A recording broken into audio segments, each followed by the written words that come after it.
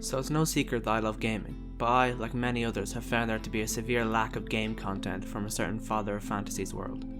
This of course being the legend Tolkien and all of his expanded works. That brings me to the subject of today's video, my personal dream game. Let's do it.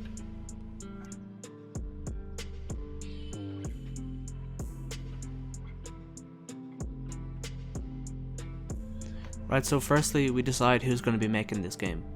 The obvious pick would be WB's Monolith Productions, famous of course for helming the development of the Shadow of Mordor War duology. Although they are more than capable of creating a game in this universe, I would want this game to be cinematic as fuck.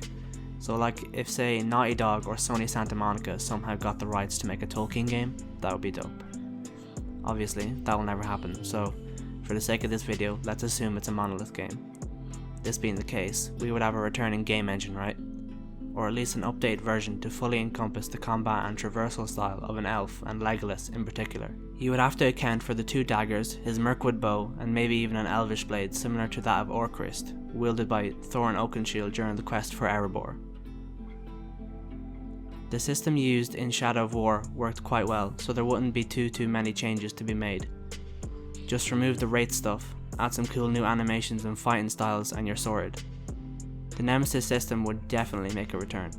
You couldn't not use such a dope system, and it would still work really well with what I envision for this game. Having to work your way up through the orc hierarchy of Angmar till you reach the big boy himself would be so sick. The world design in the two previous Monolith games was somewhat underwhelming, just in the fact that there were no real side quests, just collectibles and random orcs trying to scrap for no reason, so that would have to change.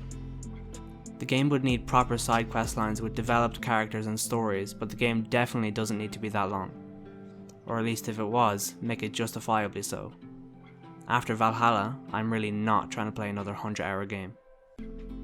But yeah, enough about that. Let's get on to probably the most important aspect of a game, the plot.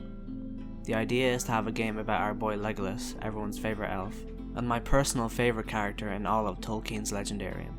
A game set before The Lord of the Rings, before The Hobbit.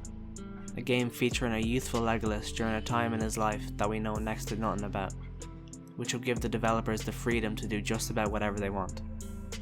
My idea is to have the game set around the supposed death, or perhaps more interesting, the disappearance of the mother of Legolas and wife of Thranduil, a character that, in my concept, would be an integral part of the game. Now what we know about Legolas' mother and her relationship with her son and husband, which is fuck all by the way, from the Hobbit films, which for this specific case I believe can be taken as canon, is that she loved Legolas more than life itself, and that she died in the north, in the ancient kingdom of Angmar, about 400 years prior, during the time when the Wood Elves waged war on the Witch King. Now with Legolas saying that there is no grave, no memory, nothing, this leads me to believe that either she was incinerated by dragonfire, perhaps linking to Thranduil's facial scar shown earlier when mentioning the kiss of dragons, or her body was never recovered, meaning she was taken prisoner, maybe by the Witch King himself. You could even link the two.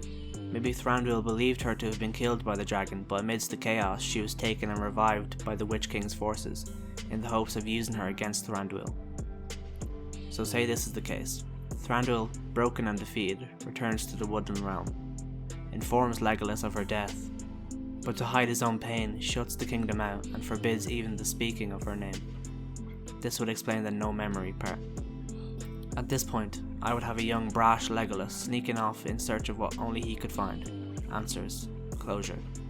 I would have this big, sprawling, character and story driven game, taking Legolas to the north, where the majority of the game would take place and where he would encounter characters from every corner of Middle-earth, discover ancient towns and cities and even the remnants of Arnor, and battle all sorts of fell creatures.